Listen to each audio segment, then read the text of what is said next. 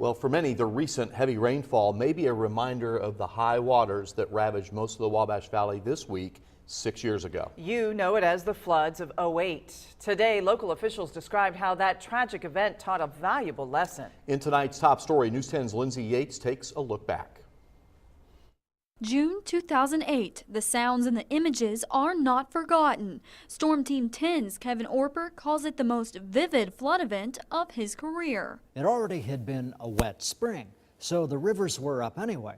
But then we got as much as 10 inches of rain across the region, and so the rivers shot up overnight. Thousands of homes and businesses ruined by the crippling rainfall, sending more than 2,000 evacuees into shelters. Rather than the water being able to run into the river, the water was flowing backwards and backing up, and so the flooding was just everywhere. It was very widely spread. The waters eventually subsided, but the impact is long-lasting. It was really an eye-opener, for me included.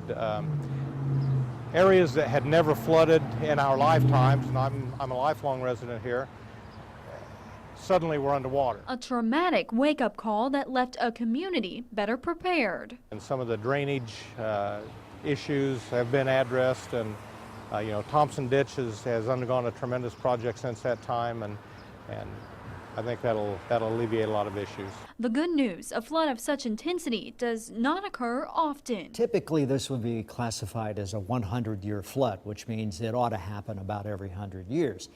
They tend to happen a little more frequently than that, but for the water to come up so quickly and so on, that's a very difficult thing. Reasons why safety should be a top priority. As life safety, don't wait until it's too late. In Terre Haute with photojournalist John Tim, I'm Lindsay Yates, News 10.